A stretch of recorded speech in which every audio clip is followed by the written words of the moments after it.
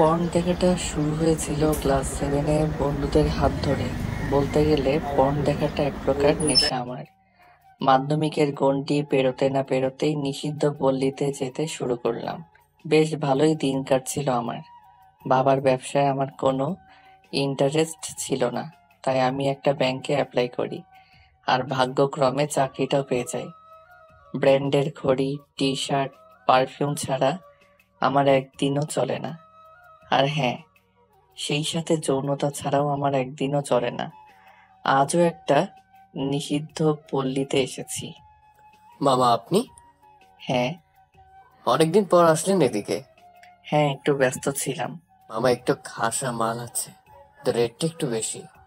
আমি মুচকি হেসে বললাম, ও নিয়ে তুই চিন্তা করিস না। চলেন মামা, আপনাকে রুমটা দেখিয়ে দিয়ে আসি। রুমের সামনে এসে ছেলেটি আমার হাতে একটা কন্ডমের প্যাকেট ধরিয়ে দিয়ে বলল, বাবা মেয়েটা নতুন, একটু মানিয়ে নেবেন। ও নিয়ে তুই চিন্তা করিস না। বিড়াল কিভাবে মারতে হয় সেটা আমি ভালোভাবে জানি। আর এ ধর, আমার কাছে চকলেট ফ্লেভার আছে। রুমে গিয়ে আমি অবাক, খাটের কোণে একটা ডানা কাটা পরি দাঁড়িয়ে আছে। মেয়েটির গোলাপি ঠোঁটগুলো যেন আমাকে ডাকছে। আমি ব্লেজার খুলে মেয়েটির কাছে গিয়ে লিপ কিস করতে শুরু করলাম। মেয়েটি আমাকে ধাক্কা মেরে মেঝেতে ফেলে দিল। আজ আপনি ব্রাশ করেননি? কি বিশ্রী গন্ধ! কথাটা শুনে মাথাটা বিগড়ে গেল।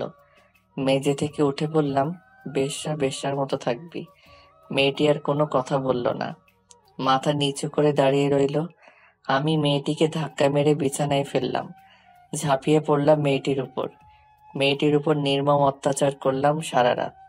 সকালবেলা ঘুম থেকে উঠে দেখি পতিতা মেয়েটির নগ্ন দেহটা আমার উপর আষ্টে পিষ্টে জড়িয়ে আছে। অপরূপ দেখাচ্ছে পতিতা মেয়েটিকে। আমি বিছানা থেকে উঠে ওয়াশরুমে গেলাম। 20 মিনিট শাওয়ার নেওয়ার পর রুমে এসে দেখি পতিতা মেয়েটি বিছানায় বসে রয়েছে।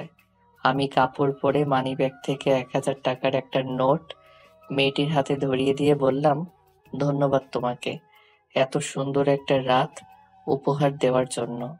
সুন্দর রাত? সে তো আপনার ছিল। কাল রাতে তো আমার মৃত্যু হয়েছে।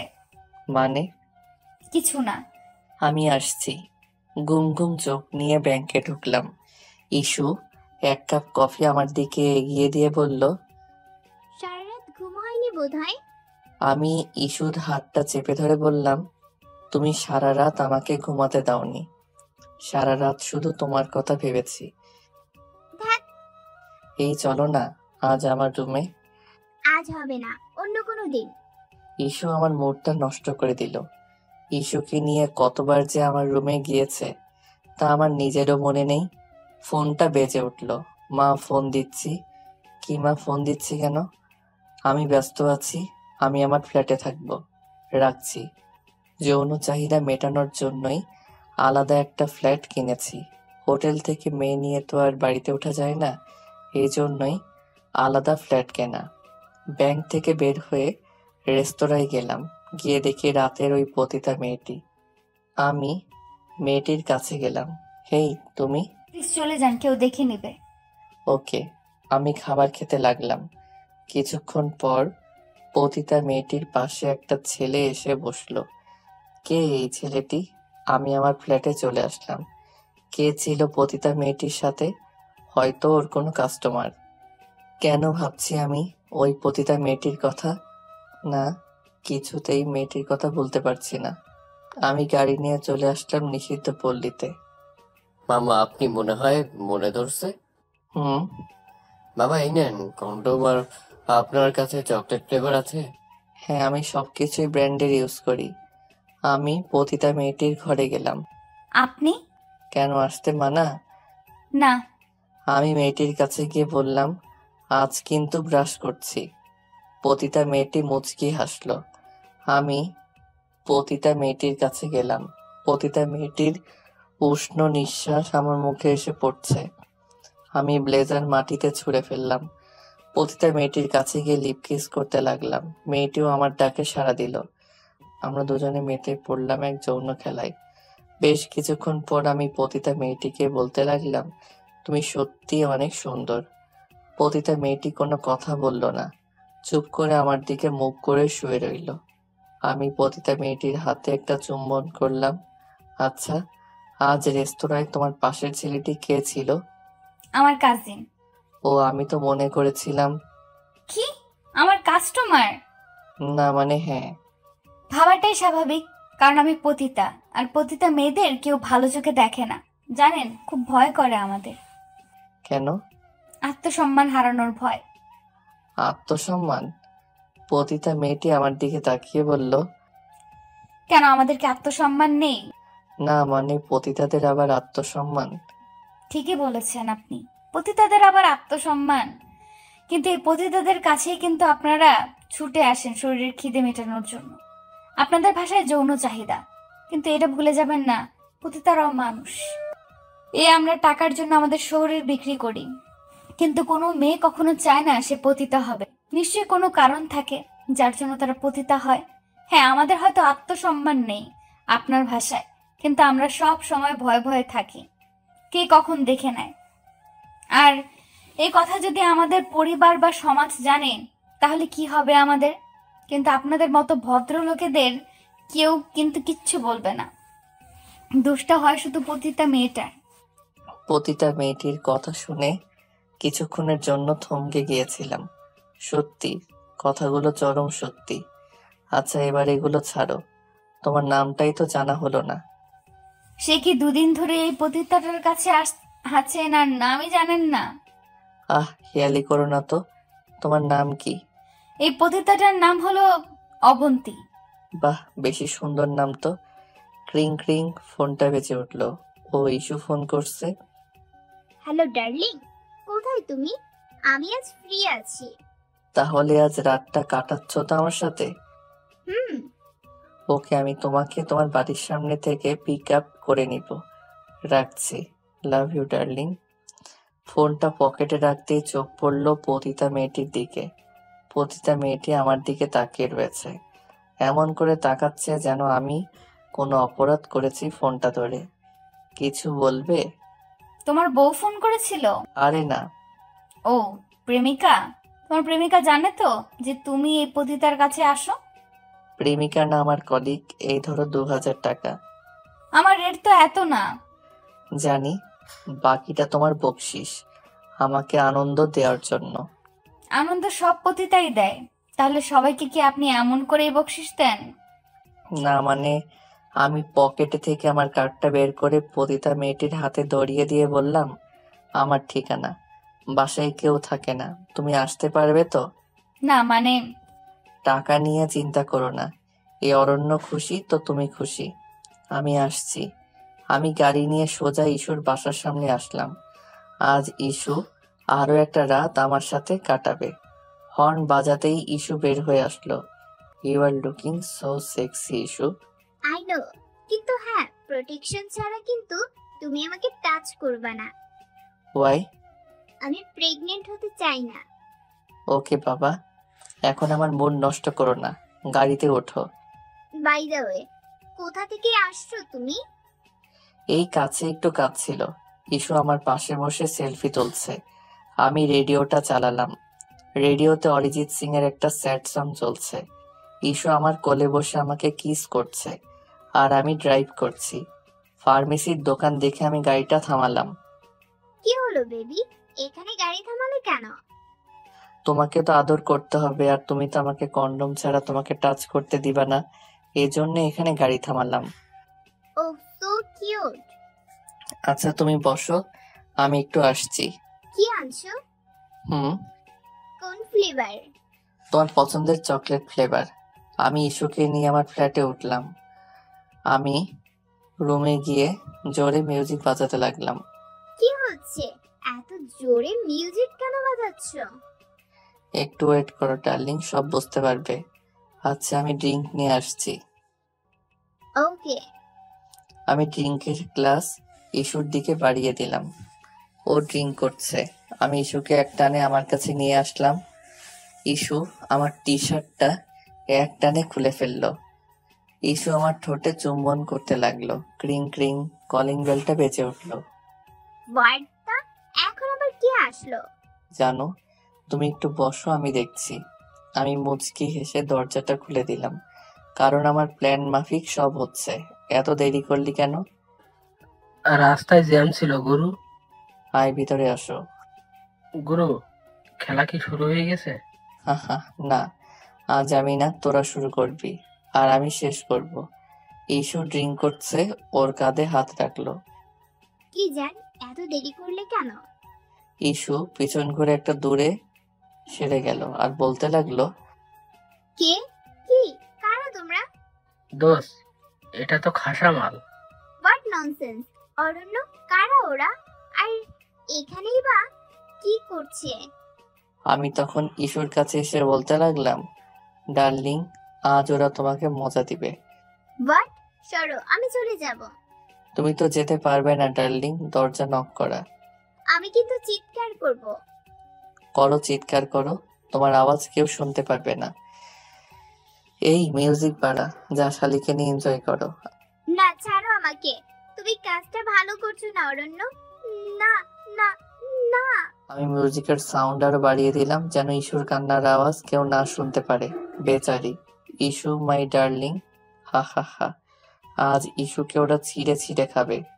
উফ, শালি এত চিৎকার করছে কেন? বলো দোস্ত। শালি এত চিৎকার করছে কেন? সোসাইটির লোকজন তো জেনে যাবে। যা ওর হাত বেঁধে মুখে কাপড় বেঁধে দে। ঠিক আছে দোস্ত।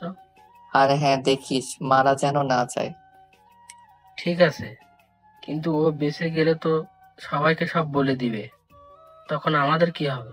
হা হা হা। ওই ভাবনা আমি আগেই ভেবে রেখেছি। যা, তুই গিয়ে মজা নে। বেচারি ইস্যু, আই রিয়েলি মিস ইউ ইস্যু। 4 জন মিলে গ্যাং রেপ করছি ইস্যুকে, আর আমি তা ভিডিও করছি। ভিডিও করে রাখার মূল উদ্দেশ্য হলো যখন তখন ব্ল্যাকমেইল করে ইস্যুর সাথে ফুর্তি করা। ইস্যু শুধু যন্ত্রণায় ছটফট করছে। এখন অনেকে ভাবছেন কখন আমি আমার বন্ধুদের ডাকলাম কি, তাই তো? তাহলে চলুন একটু ফ্ল্যাশব্যাকে চলে যাওয়া যাক। যখন আমি কন্ডম কিনতে গিয়েছিলাম তখন আমি গাড়ি থেকে নেমে আমার এক বন্ধুকে ফোন করলাম। হ্যালো নীল। আরে দোস্ত, তুই এতদিন পর, তো কোনো খবর আছে কি? তোদের জন্য একটা খাসা মাল আছে। কি বলছিস কি? আরে হ্যাঁ, শোন, মালটাকে নিয়ে আমি আমার ফ্ল্যাটে যাচ্ছি, তোরা চলে আয়। হ্যাঁ, আসছি দোস্ত। বেচারি ইস্যু, এখন আমার পালা ইস্যুর সাথে ফুর্তি করার। আমি ইস্যুর উপর ঝাঁপিয়ে পড়লাম। আমার বন্ধুরা সারা রাত ইস্যুকে পালাক্রমে ধর্ষণ করলো।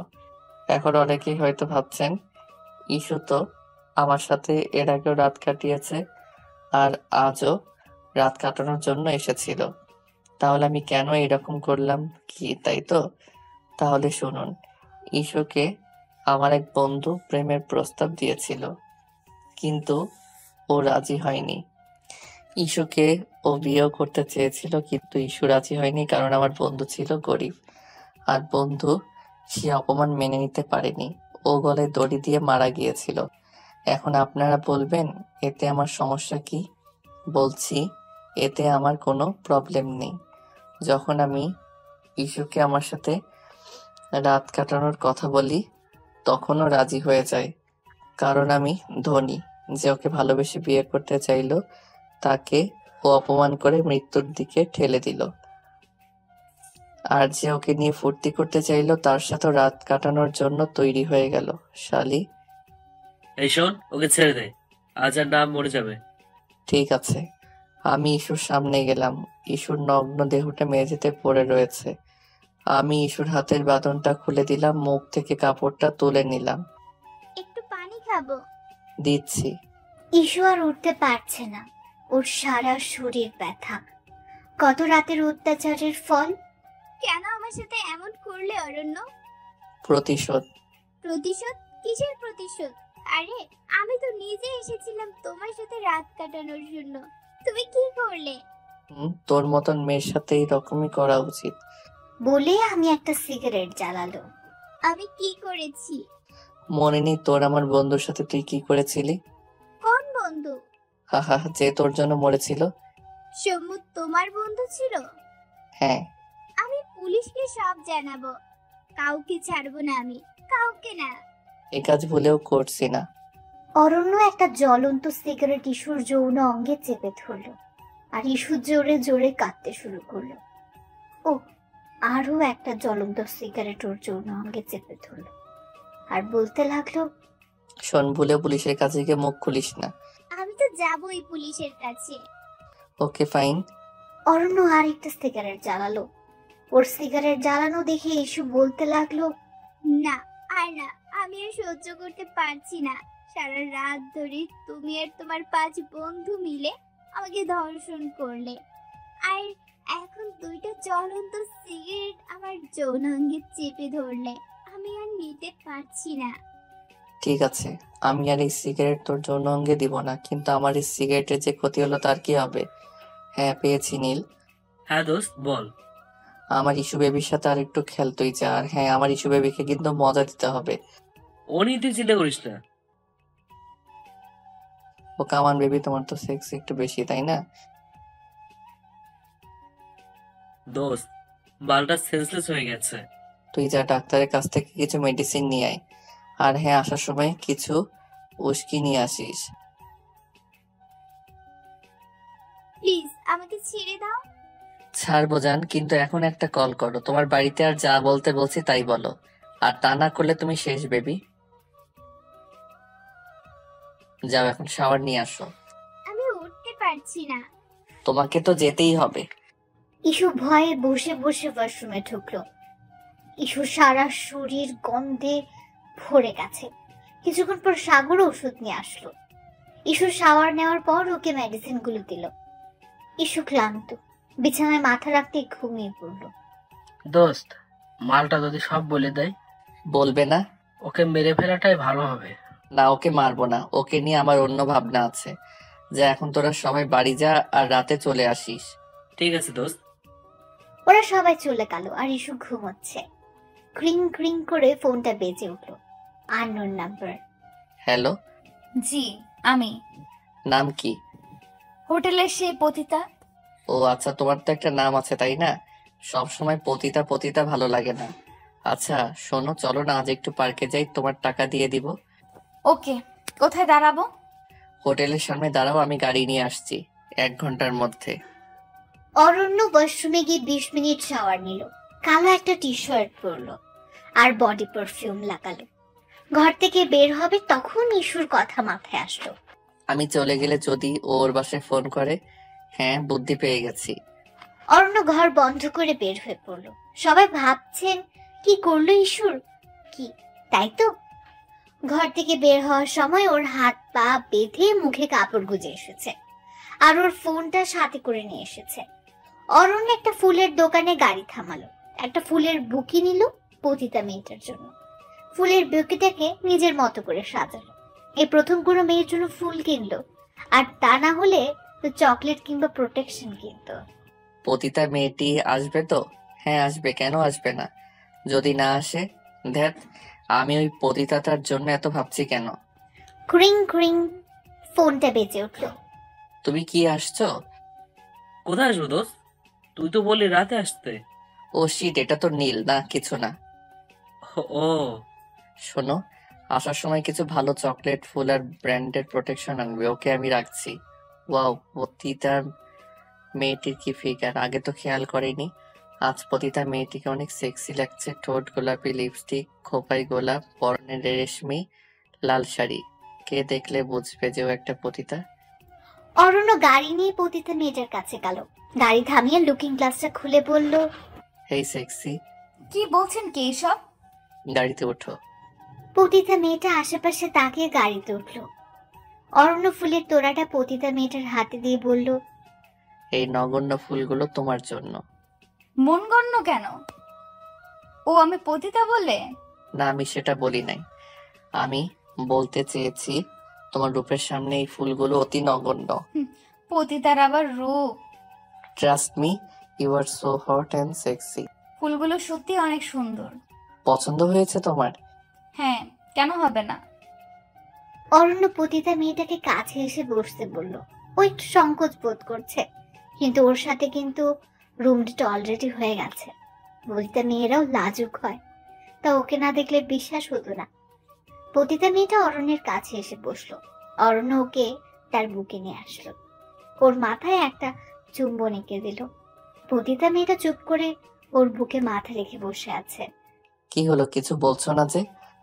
কেন জানি না, তোমার বুকে মাথা রাখলে খুব শান্তি লাগে, মনে হয় দুনিয়ার সব দুঃখ কষ্ট ভুলে যায়। অরণ্য পতিতা মেয়েটাকে আর শক্ত করে জড়িয়ে ধরলো, আর ওর কপাল একটা চুমু খেলো। আর ও ড্রাইভ করছে আর পতিতা মেয়েটাকে জড়িয়ে আছে। তুমি হয়তো ভাবছো পতিতা মেয়েটি হয়তো কাস্টমার হাতছাড়া না করার জন্য এই মিষ্টি মিষ্টি কথা বলছে, কিন্তু বিশ্বাস করো এইটাই সত্যি। তোমার বুকে মাথা রাখলে আমার খুব প্রশান্তি লাগে। আচ্ছা, আমি কি একবারও বলছি এই কথা? না, তুমি বলনি, কিন্তু হয়তো তোমার মনে এই প্রশ্নটা আসতে পারে, তাই বললাম। আচ্ছা, তোমার পরিবারে কে কে আছে? মা, বাবা আর একটা ছোট বোন ছিল। বোন ছিল মানে এখন কোথায়? ও আর নেই, চলে গেছে আমাদের ছাড়া। রাতের ওই তারা হয়ে, জানো, আমি প্রতিদিন রাতে আকাশের দিকে তাকিয়ে থাকি। আমার মনে হয় আমার বোন আমাকে দেখছে ওই আকাশ থেকে। কিভাবে মারা গেল তোমার বোন?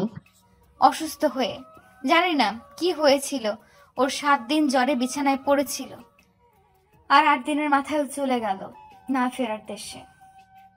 চিকিৎসা করাওনি? বাবা অসুস্থ ছিল, আমি তখন ইন্টার ফার্স্ট ইয়ারে, টাকা ছিল না ঘরে, দুমুঠো খেতেও পারতাম না, আর চিকিৎসা করব কি দিয়ে? এজন্য কি? হ্যাঁ, এজন্যই আমি আজ পতিতা। আমি বাধ্য হয়ে এই লাইনে এসেছি, কোথাও কোনো চাকরি পাইনি, কোনো সাহায্যের জন্য এগিয়ে আসেনি। এমনও দিন কেটেছে আমাদের যে দিন আমরা 3 জন শুধু পানি খেয়েই দিন কাটিয়েছি। পতিতা মেয়েটা একটা সময় চুপ করে গেল। পতিতা মেয়েটার কথাগুলো শুনে অরণ্যের চোখের এক কোণে হয়তো একটু জল এসেছে, না হয়তো ধুলো গেছে। অরণ্য মনে মনে বলল, শুধু পতিতার শরীর চাই, আর কিছু না। ক্রিং ক্রিং। পতিতা মেয়েটার ফোন বেজে উঠল। পতিতা মেয়েটা ওর ব্যাগ থেকে ফোনটা বের করে বলতে লাগলো, জি আম্মু, ঠিক আছে, আসার সময় আমি বাবার জন্য ওষুধ নিয়ে আসবো, তুমি চিন্তা করো না। আচ্ছা, তোমার বাড়িতে জানে যে তুমি এইসব কাজ করো? না, আমার মনে হয় কোনো পতিতা বাড়ির লোক কেউ জানে না যে সে একজন পতিতা। আমার বাড়ির লোকও জানে না। যদি জানতে পারে তাহলে আমার অসুস্থ বাবা আর বাঁচবে না, আর আমার এই পাপের টাকা কেউ ছুঁয়েও দেখবে না। জানো, আমারও স্বপ্ন ছিল আমি কারোর বাড়ির বউ হব, সুন্দর করে সংসার করব, কিন্তু আল্লাহ হয়তো তা চাননি। জানো, আমার স্বপ্ন ছিল রোজ সকালে আমি নামাজ পড়ে আমি আমার হাজবেন্ডকে অফিসে যাওয়ার জন্য তৈরি করে দিব, কিন্তু তা মনে হয় আর কোনোদিনও সম্ভব না। কেন সম্ভব না? কে বিয়ে করবে একজন পতিতাকে? আমাদের নিয়ে ফুর্তি করা যায়, যৌন চাহিদা মেটানো যায়, কিন্তু বিয়ে করা যায় না। আর কোনো কথা না প্লিজ। অরণ্য পতিতা মেয়েটা ঠোঁটে চকলেট লাগিয়ে চুম্বন করতে লাগলো।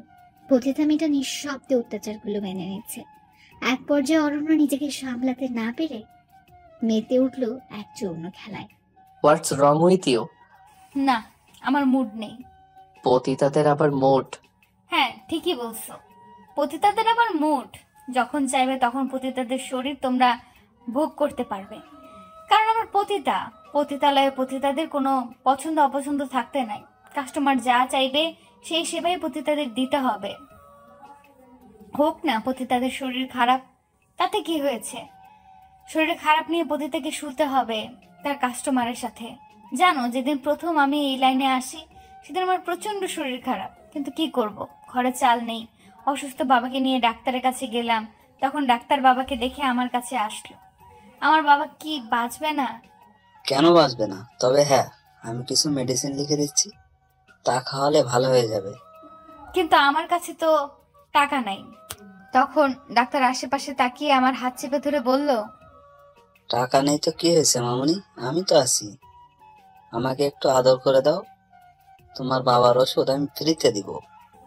কি বলছেন কি? ছাড়ুন আমার হাত। যা, সম্মান নিয়ে বাড়ি যা। 2 দিন পর তোর বাবা যখন মারা যাবে, ওষুধ না পেয়ে, তখন সম্মান দিয়ে পানি খাস। না, এমনটা বলবেন না। তাহলে রাজি আমার সাথে রাত কাটানোর জন্য? হ্যাঁ, আমি রাজি। সেদিন প্রথম হোটেল যাই, আমি বোরকা পরে গিয়েছিলাম যেন কেউ আমাকে না চিনতে পারে। আমি খুব ভয়ে ভয়ে যাই। হোটেল আমার কাছে আগে হোটেল মানে ছিল, যেখানে সবাই নাস্তা খেতে আসে। কিন্তু সেদিন বুঝেছিলাম হোটেলে শুধু নাস্তা না, কিছু জানোয়ার মেয়েদের শরীর খাওয়ার জন্যও আসে। ডাক্তার সেদিন রাতে আমাকে ছিঁড়ে ছিঁড়ে খেয়েছিল। আমি আমার জীবনের কালো অধ্যায় শুরু করি সেদিন থেকে। আমি যন্ত্রণায় কুঁকড়ে গিয়েছিলাম, কিন্তু ডাক্তার আমাকে ছাড়েনি।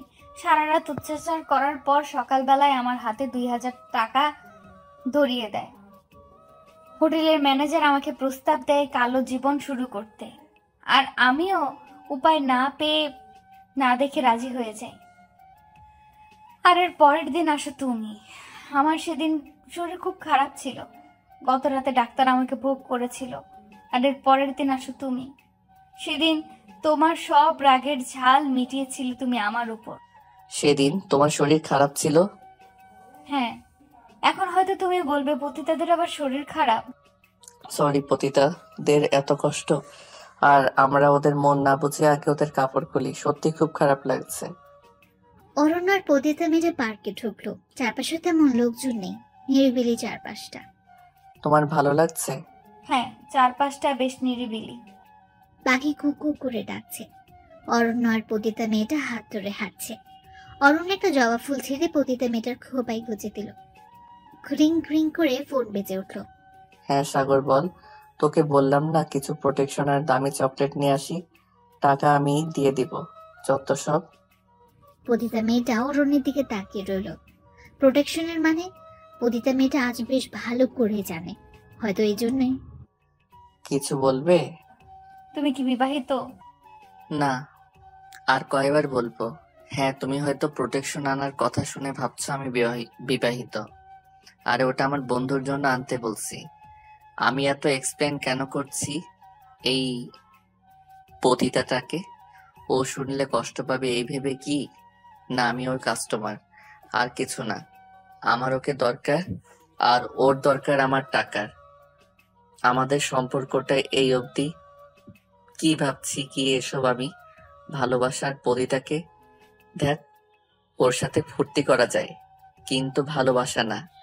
ওকে নিয়ে ফুর্তি করার জন্য আমার টাকাই যথেষ্ট, এতে ভালোবাসা নেই। কিন্তু এসব প্রশ্ন আসছে কোথা থেকে?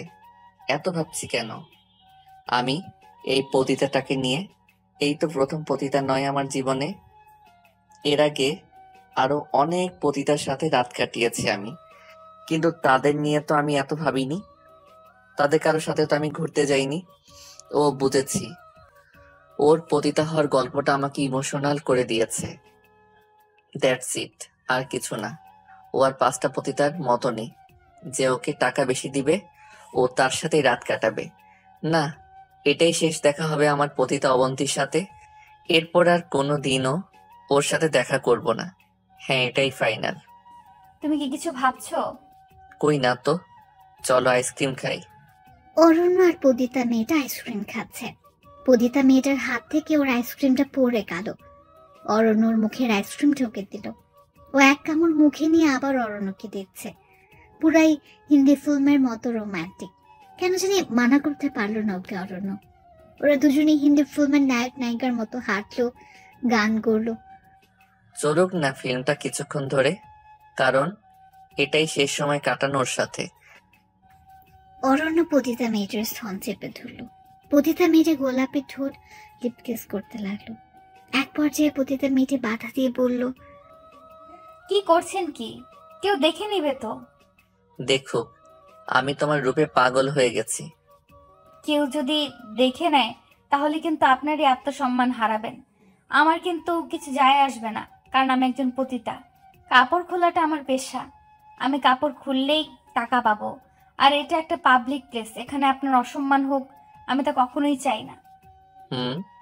কথাটা সত্যি। পতিতাদের কোনো আত্মসম্মান নেই, ওরা কাপড় খুললেই টাকা পাবে। কিন্তু আমার সম্মান হারালে আমি তা আর পাবো না। চলো গাড়িতে চলো। এই কথাটা কি বারবার বলার খুব দরকার আছে? হ্যাঁ, আমি পতিতার। পতিতাদের কোনো আত্মসম্মান নেই, কারণ আমাদের মতো পতিতারা যদি আত্মসম্মান নিয়ে বসে থাকে তাহলে আমাদের সংসার চলবে না। বাবা চিকিৎসার অভাবে মারা যাবে, আর মা না খেতে পেরে মারা যাবে। বাবা মার মৃত্যু দেখার আগে আমার মনে হয় কাস্টমারের সামনে কাপড় খোলাটাই ভালো। এতে যদি আত্মসম্মান না থাকে তাহলেও চলবে, কারণ বাবা মায়ের মুখে তো এক মুঠো অন্ন তুলে দিতে পারবো। আর কি যেন বললে তুমি? ও হ্যাঁ, পতিতা পতিতা পতিতা। কেউ পতিতা হয়ে জন্মগ্রহণ করে না। আমাদের মতো পতিতাদেরও একটা নাম থাকে। সমাজ হয়তো ভুলে যায় আমাদের নামগুলো। কেউ ডাকে আমাদের সকিনা, কেউ ডাকে মর্জিনা, আবার কেউ ডাকে জানু, ডার্লিং, এইসব নামে ডাকে। আর কেউ ডাকে পতিতা পতিতা বলে। জানো, আমরা কিন্তু আমাদের কাস্টমারদের খুব ভালো সার্ভিস দিই, কারণ তা না হলে হয়তো সে পরের দিন আসবে না, আর সে না আসলে চলবে না আমাদের সংসার। যে পতিতাদের কাছে ছুটে যাও তোমরা রাতের আধারে একটু সুখ পাওয়ার জন্য, সেই পতিতারা হাজারো কষ্ট বুকে চেপে তোমাদের আনন্দ দিয়ে থাকে। কিন্তু তোমরা কি করো? দিনের বেলা আমাদের মতো পতিতাদের দেখলে নাক সিটকাও, ঘৃণা করো আমাদের, কিন্তু রাতে আমাদের শরীরটাকে ছিঁড়ে ছিঁড়ে খাও তোমরা। প্লিজ এসব কথা বাদ দাও এখন। আমি এখন হট হয়ে পড়েছি। চলো, গাড়িতে চলো। কেন গাড়িতে কেন? ও বুঝেছি, গাড়িতে বোধহয় আমার শরীরটাকে ভোগ করবে তুমি, কি তাই তো? হ্যাঁ চলো, আমি আর পারছি না। অনন্য পতিতা মেয়েটিকে গাড়িতে নিয়ে গেল। গাড়িটা কালো হওয়ায় তার সুবিধা হয়েছে। অরণ্য গাড়ির সব কাজ লাগিয়ে দিল। পতিতা মেয়েটি পাশে বসে রয়েছে। অরণ্য পতিতা মেয়েটির উপর ঝাঁপিয়ে পড়ল। পতিতা মেয়েটি চুম্বন করতে করতে টি শার্টটা খুলে ফেলল। আর পতিতা মেয়েটি অরণ্যের ডাকে সাড়া দিয়ে তার ঠোঁট চুম্বন করতে লাগলো। ক্রিং ক্রিং করে তার ফোনটা বেজে উঠল। ও শিট, এই সময় কে ফোন করলো? ফোনটা ধরো, জরুরি কলও তো হতে পারে। অরণ্য মোবাইল হাতে নিল। মা ফোন করেছে। অরণ্য ফোনটা কেটে দিয়ে আবারও পতিতা মেয়েটার উপর ঝাঁপিয়ে পড়ল। পতিতা মেয়েটি ওর ঘাড়ে একটা চুমু কাটলো। আবারও ফোনটা বেজে উঠল। ও শিট, আবারও ফোন। ফোনটা ধরো না প্লিজ। হ্যালো মা, এত কল দিচ্ছ কেন? ফোন কেটে দিচ্ছি, বুঝছো না যে আমি ব্যস্ত? কি বললে, বাবা অসুস্থ? আমি এখনই আসছি। হ্যাঁ, আমাকে এখন যেতে হবে। আজ আর তোমাকে আদর করা হলো না, অন্য কোনো দিন। অরণ্য তাড়াতাড়ি শার্টটা পরে নিল। গাড়ি ড্রাইভ করতে লাগলো। এই শেষ দেখা তোমার সাথে। শেষবারের মতন তোমাকে নিজের করে পেলাম না। তোমার সাথে দেখা না হলে হয়তো বুঝতে পারতাম না পতিতালয়ের পতিতাদেরও এত কষ্ট। সত্যি তোমাকে খুব মিস করবো অবন্তী। অবন্তী পাশে বসে বাইরের দিকে তাকিয়ে রয়েছে। অরণ্য হোটেলের সামনে এসে গাড়ি থামালো। পতিতা মেয়েটি গাড়ি থেকে নামলো। অরণ্য পতিতা মেয়েটির হাতে 2000 টাকা ধরিয়ে দিয়ে বলল, এই নাও তোমার টাকা। মাফ করুন, আমি এই টাকা নিতে পারবো না, কারণ আমি কাপড় না খুললে টাকা নেই না, আর আমি অন্যের দয়া গ্রহণ করি না। আমি হয়তো পতিতা হতে পারি, কিন্তু আত্মসম্মান বোধটা আমার আছে। চলে আসবেন হোটেলে, আপনার শরীরের খিদা মেটাবেন, তারপর টাকা দিবেন, আমি অবশ্যই নিব, কিন্তু ফ্রিতে আমি টাকা নিতে পারবো না। ওকে, আমি আসছি। কে এই মেয়ে? অন্য কেউ হলে টাকাটা নিত, আর ও টাকাটা নিল না। অরণ্য তাড়াতাড়ি ড্রাইভ করে বাড়িতে গেল। অনেকদিন পর নিজেদের বাড়িতে আসলো। মা বাবার কি হয়েছে? কিছু হয়নি। তাহলে আমাকে কেন ডেকে আনলে মিথ্যা বলে? কেন, তুই কি এই বাড়ির সন্তান না? আমাদের কি মন চায় না তোকে দেখতে? আর তুই কখনো আসিস না আমাদের বাড়িতে, নিজের মতন থাকিস। আর তোর ছোট ভাইকে দেখ, আমাদের কত যত্ন করে, ব্যবসায় দেখাশোনা করে, আর তুই বড় হয়ে। হ্যাঁ, আমি তো খারাপ। তোমরা থাকো তোমাদের ছোট ছেলেকে নিয়ে। কেন আমাকে ফোন দাও? আমি তো চাই না এখানে আসতে। তোমার ছোট ছেলে এই করেছে ওই করেছে, বিশ্বাস করো আমি চাই না এখানে আসতে। অরণ্য বাড়ি থেকে বের হয়ে আসলো। তার ভালো লাগে না এই সংসার। বেশ তো আছি নিজের মতন। পতিতা, মদ, বন্ধু বান্ধব, পার্টি, এসব নিয়ে তো বেশ আছি। কেন মা, কেন আমাকে ডাকো এই বাড়িতে? না, আর না, আমি আর ওই বাড়িতে যাব না। সব শেষ করে দিব। এই মিথ্যা সম্পর্কগুলো অনেক হয়েছে। আর না, আর না। ভালো থেকো মা, পারলে ক্ষমা করো তোমার এই নিকৃষ্ট ছেলেটাকে। ইসুর নগ্ন দেহটা অরণ্যকে আবার উত্তেজিত করে তুলল। বিছানায় ইসুর নগ্ন দেহটা দেখে ও আর নিজেকে কন্ট্রোল করতে পারল না। অরণ্য টি শার্ট খুলে ইস্যুর কাছে গেল। ইস্যুর ঠোঁটে হাত বোলাতে লাগলো।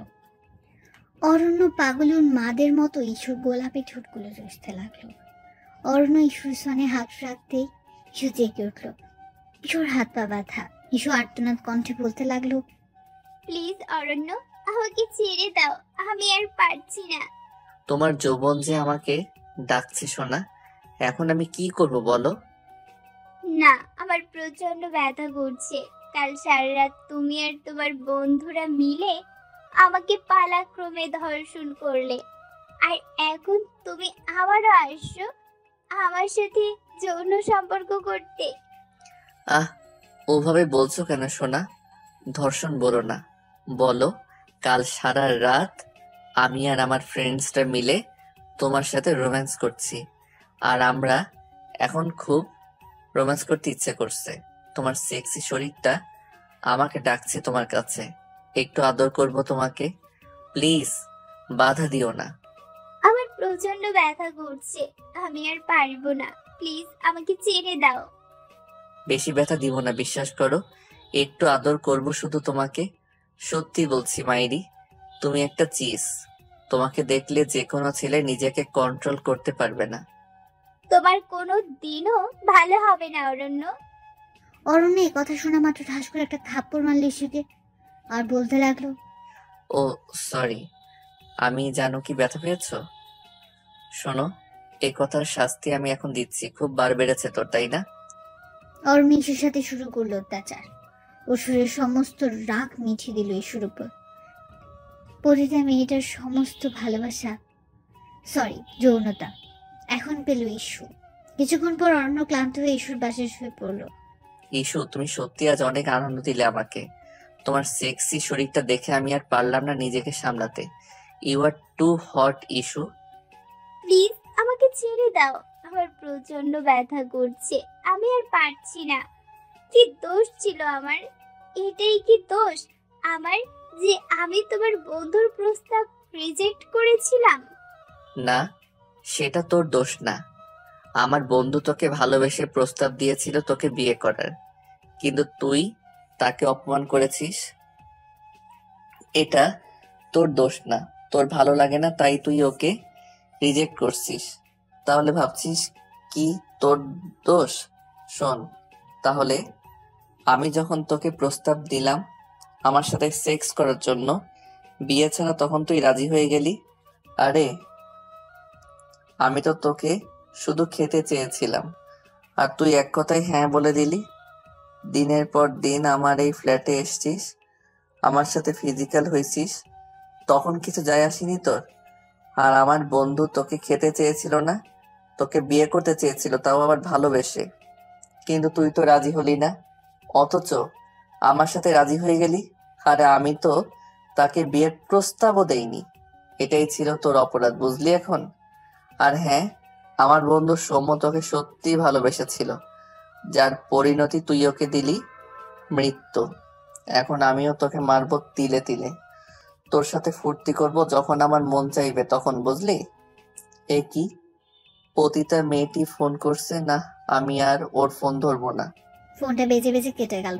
পতিতা মেয়েটা এক নাগারে ফোন করতে লাগলো। একটা সময় অরণ্য বিরক্ত হয়ে ফোনটা ধরলো।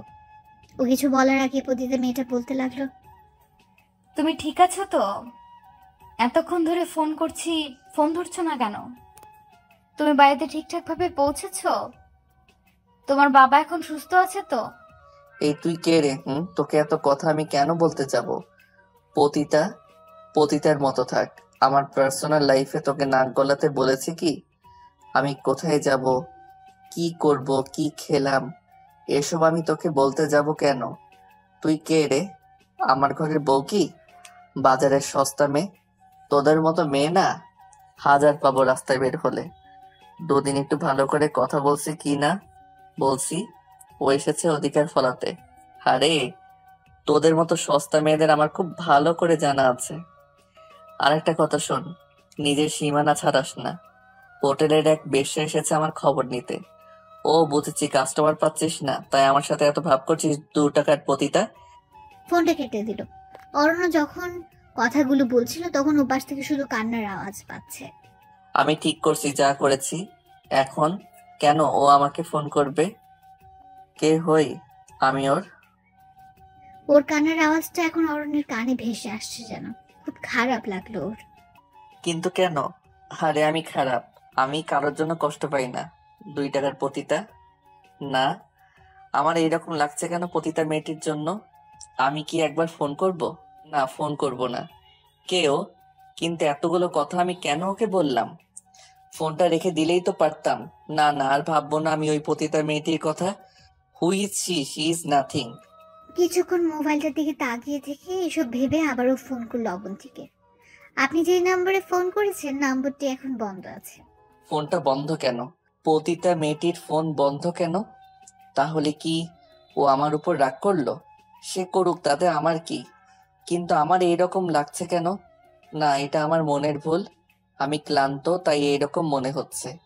যাই একটু শাওয়ার নিয়ে আসি, তারপর হয়তো একটু ভালো লাগবে। কিরে, কন্ডম কই? আরে আনছি দোস্ত, টেনশন মাতলো।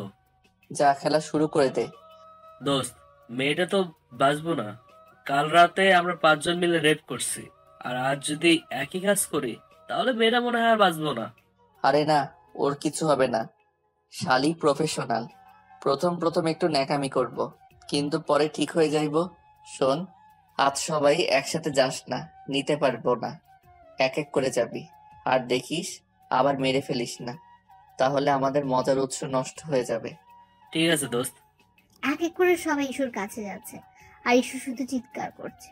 আর করবেই বা না কেন? 5 জন ছেলে একটা মেয়েকে ছিঁড়ে কাচ্ছে।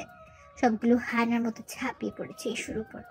এসব কিছুর মধ্যে অরণ্য আবারও পতিতার মেয়েটাকে ফোন করলো, কিন্তু পতিতা মেয়েটা ফোন ধরছে না। আচ্ছা, পতিতা মেয়েটি আবার কিছু করে বসলো না তো? আরে না, কি করবে আবার? সাগর, একটু শোন তো। হ্যাঁ বল দোস্ত। শোন, আমি একটু বাইরে যাচ্ছি, ততক্ষণ তোরা ম্যানেজ কর শালিকে। আমি আবারও বলে যাচ্ছি, দেখিস যেন না মারা যায়। ও আমাদের সোনার ডিম পাড়া হাঁস, বুঝলি? হ্যাঁ, ও নিয়ে তুই একদমই চিন্তা করিস না। অরণ্য গাড়ি নিয়ে বের হয়ে পড়লো। এই পতিতা মেয়েটার কথাও যত বলে আর ভাবনা তত বেশি করে, ও যেন আরো ভাবে। অরণ্য গাড়ি নিয়ে হোটেলে গেল। ও হ্যাঁ, পতিতালয়ে গেল পতিতাকে খুঁজতে। মামা, আপনি অনেকদিন পর আসলেন কিন্তু। হ্যাঁ, একটু ব্যস্ত ছিলাম মাঝখানে। মামা, একটা নতুন মেয়ে আছে, দেখাবো? না, অবন্তী আছে। ও, আপনি অবন্তীর কাছে আসছেন?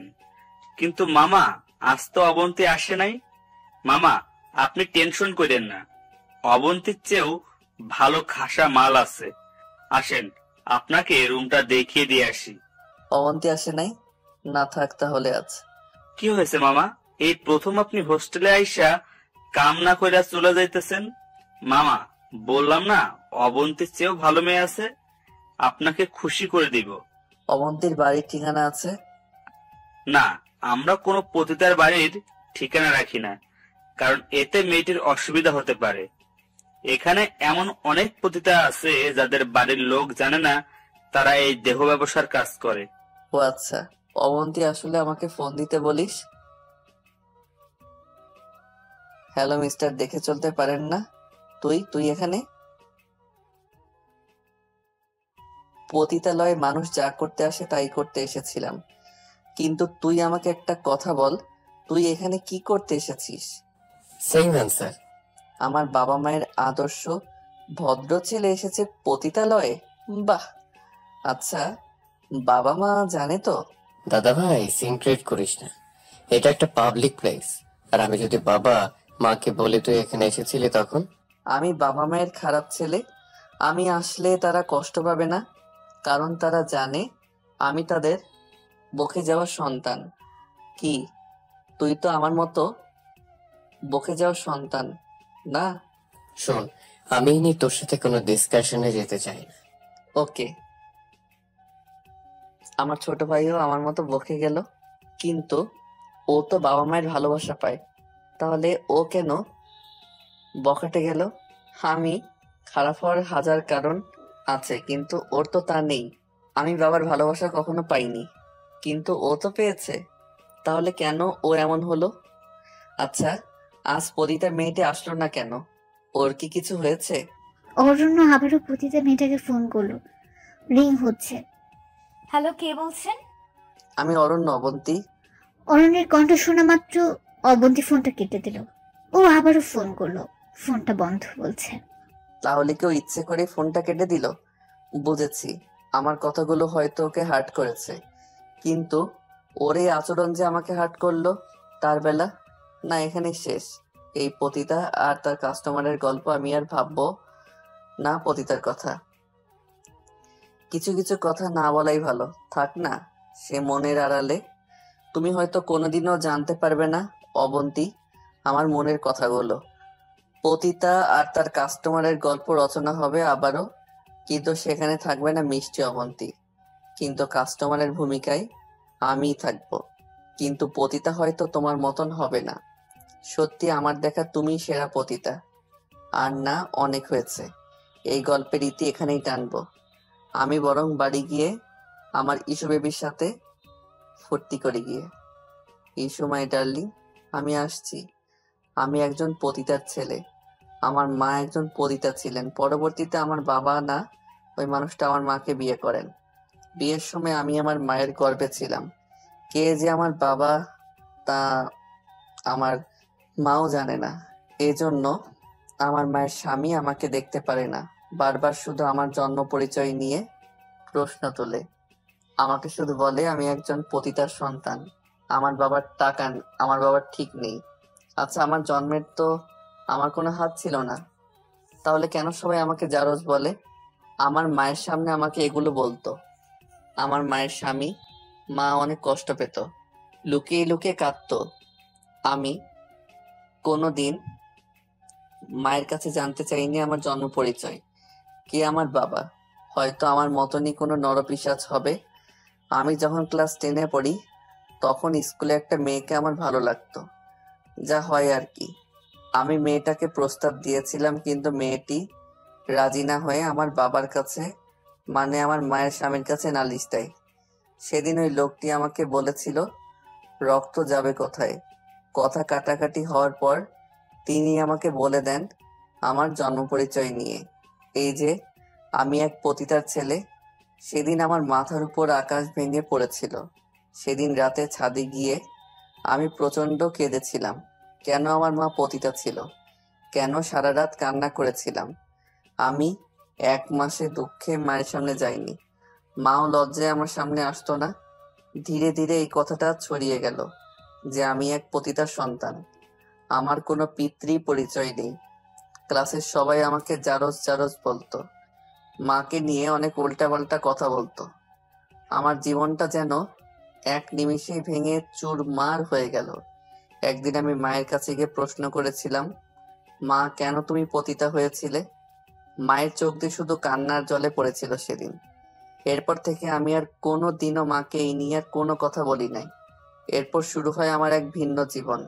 আমার চাহিদাগুলো সব আমি মিটিয়েছি ব্যাংকের চাকরি করে। আলাদা একটা ছোট ফ্ল্যাট কিনে নিজের জীবন শুরু করি। মদ, নেশা, মেয়েগুলো হয়ে পড়ে আমার নিত্যদিনের সাথী। আমি পার্ট করতে শুরু করি, মেয়েদের নিয়ে ফুর্তি করতে শুরু করি। জানি আমি খারাপ, কিন্তু আমি তো এমন হতে চাইনি। আমিও আর 10টা ছেলেদের মতো স্বপ্ন দেখতাম। ক্লাসে ফার্স্ট থেকে কখনো সেকেন্ড হতাম না। আমিও চেয়েছিলাম আমি বড় হয়ে ডাক্তার হব, কিন্তু আমি হতে পারিনি।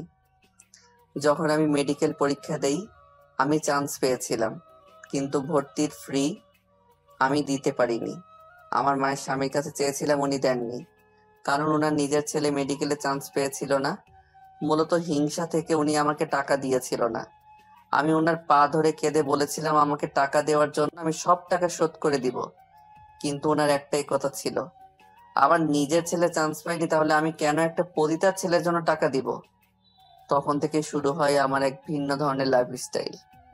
আজ আমার এই অধপতনের জন্য দায়ী কে? আমার দোষ একটাই, আমি একজন পতিতার ছেলে। আমার কোনো জন্ম পরিচয় নেই।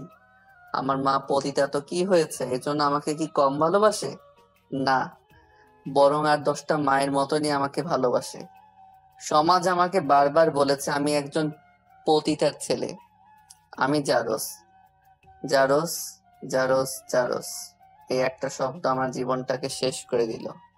সেদিন আমি ঠিক করেছিলাম আমি বিয়ে করব একজন পতিতাকে, আর কখনো তাকে বলবো না তুই পতিতা ছিলি। আমার মনে হয় আমি তাকে পেয়ে গেছি।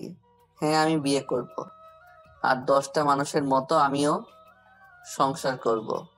আমি সব বলে দিব অবন্তীকে। আমি আমার এই জীবনটা ছেড়ে দিব। আমি ভালো হয়ে যাব। আমি আমার সব ভুল স্বীকার করব অবন্তীর কাছে। আমি বিয়ে করব পতিতা অবন্তীকে। আমি একটা ছোট সংসার বাঁধবো অবন্তীকে নিয়ে। আমি ভালোবেসে ফেলেছি পতিতা অবন্তীকে। না, আর পতিতা না, ও আমার অবন্তী, শুধু আমার অবন্তী। এসব ভাবতে ভাবতে বাড়িতে চলে আসলো। ওর বন্ধুগুলো সব ক্লান্ত হয়ে বসে রয়েছে। সাগর বলতে লাগলো, দোস্ত, ভালোই আরাম পেলাম। শালির ফিগার কি! ও এখন কি করছে? ঘুমাচ্ছে। দোস্ত যা, এবার তোর পালা। আর হ্যাঁ, দেখবি টেবিলের পাশে প্যাকেট রাখা আছে। অরণ্য ইস্যুর কাছে গেল। ইস্যুর শরীরে বীর্যের গন্ধ। ক্লান্ত হয়ে ঘুমাচ্ছে ইস্যু। অরণ্য ইস্যুর কাছে যেতে ইস্যু জেগে উঠল। কি এবার তোমার পালা, তাই না? আমার আর ব্যথা করছে না, শুরু করো তোমার খেলা। আমি আর বলবো না আমাকে ছেড়ে দাও, আমি আর বলবো না আমার ব্যথা করছে। সত্যি বলতে কি অরণ্য, আমি তোমাকে ভালোবেসেছিলাম না তোমার টাকা দেখে, না, আমি মন থেকে তোমাকে ভালোবেসেছিলাম।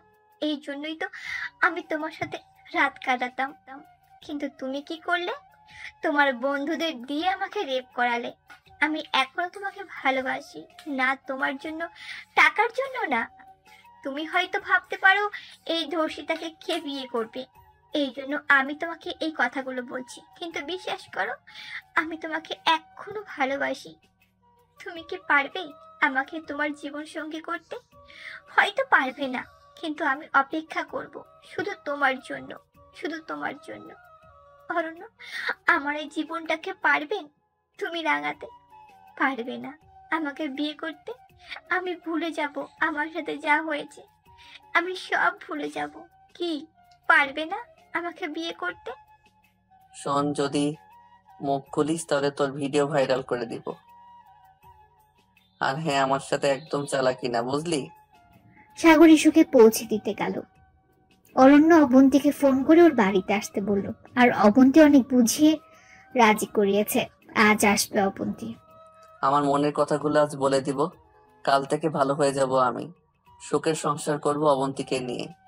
আমি মেনে নিব অবন্তীকে। অরণ্য ছোট ফ্ল্যাটটা নিজের হাতে সাজাতে লাগলো। সব ওর মনের মতো করে সাজাবে। অরণ্য বিছানার উপর গোলাপ ফুলের পাপড়ি ছড়িয়ে দিল, আর একটা ডায়মন্ড রিং এনেছে অবন্তীর জন্য। কখন আসবে আমার অবন্তী? হ্যাঁ, আমার অবন্তী। অরণ্য 20 মিনিট শাওয়ার নিল। নীল একটা পাঞ্জাবি পরলো, শরীরের মাখলো বডি স্প্রে। কলিং বেল বাজছে। মনে হয় অবন্তী এসেছে। অরণ্য দরজাটা খুললো। আজ অবন্তী একটা নীল শাড়ি পরে এসেছে। অবন্তীর খোপায় একটা গোলাপ ফুল। অরণ্য অবন্তীকে রুমে আসতে বলল। বাহ, অনেক সুন্দর করে সাজিয়েছো তো। তোমার থেকে সুন্দর লাগছে না? এগুলো সব তোমার জন্য, শুধু তোমারই জন্য। আমি তোমাকে আজ কিছু বলতে চাই অবন্তী। না, এখন না। অবন্তী ধীরে ধীরে কাছে আসলো। অবন্তী ওর ঠোঁটে একটা চুম্বন করলো। অরণ্য অবন্তীকে কোলে করে বিছানায় নিয়ে গেল। ফুলের বিছানায় অবন্তীকে আরো বেশি সুন্দর লাগছে। অরণ্য অবন্তীকে শক্ত করে জড়িয়ে ধরল। অরণ্য আর অবন্তী মেতে পড়ল এক অনন্তকালের মিলন খেলায়। কিছুক্ষণ পর ওদের ক্লান্ত দেহ দুটো বিছানায় লুটিয়ে পড়েছে। অরণ্য অবন্তীর হাতে একটা চুমু খেল। অরণ্য টেবিলের কোণ থেকে চশমাটা নিল। ওদের উষ্ণ নিঃশ্বাস প্রশ্বাসে চশমাটা খোলা হয়ে গেছে। অবন্তী চশমাটা পরিষ্কার করে দিল। অরণ্য ওর আর অবন্তীর জন্য ড্রিঙ্ক বানিয়ে আনলো। অবন্তীর গ্লাসে ডায়মন্ড রিংটা দিল। আজ সে তার মনের কথা বলবে। অরণ্য ওয়াশরুম থেকে আসলো। আমি তোমাকে কিছু বলতে চাই অবন্তী। হ্যাঁ, শুনবো, কিন্তু আগে ড্রিঙ্কসটা শেষ করো, তারপর। ঠিক আছে। অরণ্য ড্রিঙ্ক করতে লাগলো। কি হলো? মাথা ঘুরছে কেন? অরণ্য বিছানায় লুটিয়ে পড়ল। অবন্তী তার ব্যাগ থেকে চাকুটা বের করে পিছিয়ে দিল অরণ্যের বুকে। রক্তাক্ত হয়ে গেল চারপাশটা। অবন্তী শুধু হাসছে। কি আপনারা ভাবছেন কেন মারলাম অরণ্যকে? তাহলে শুনুন, এই অরণ্যের সাথে প্রেম করতো আমার বোন মিষ্টি। ওর দুর্বলতার সুযোগ নিয়ে ওকেও রেপ করে। কিন্তু আমার বোন বিয়ের কথা বললে ওকে ব্ল্যাকমেইল করত। এ কথাটা বলিয়ে অবন্তী আবারও ছুরি বিধিয়ে দিল অরণ্যের বুকে। যদি আমার বোন সব বলতো তাহলে নাকি আমার বোনের ভিডিও ভাইরাল করবে। লজ্জা ঘৃণায় আমার বোন আত্মহত্যাও করে। ও প্রেগনেন্ট ছিল। সেদিন আমি ঠিকই ছাড়বো না এই পিশাচটাকে, এই জন্য ওকে ফলো করি। কি করে, কোথায় যায় সব পরে জানতে পারি। ও হোটেলে যায়, তখন আমি হয়ে গেলাম পতিতা। হ্যাঁ, আমি পতিতা। আমি আমার বোনের মৃত্যুর জন্য পতিতা হয়েছি। আজ আমার বোনের আত্মা শান্তি পেল। বোন, আমি পেরেছি। অবন্তী পুলিশকে ফোন করলো। অবন্তীর হাতে হাত করা। প্রতিটা টিভি চ্যানেল একটা নিউজ, পতিতার হাতে তার কাস্টমার খুন। আদালতে দাঁড়িয়ে আছে অবন্তী। উকিল প্রশ্ন করছে, কেন খুন করলেন আপনার কাস্টমারকে? কাস্টমার? হ্যাঁ, কাস্টমার। ওকে খুন করেছে, বেশ করেছে। ও তো ধর্ষক। আমার বোনকে রেপ করেছিল, এই জন্যই ওকে খুন করেছি। আপনি আইনের আশ্রয় নিতে পারতেন।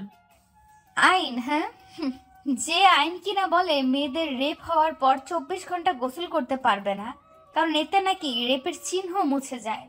রেপ হলে বসে থাকতে হবে, কখন পুলিশ আসবে, কখন মেডিকেল হবে।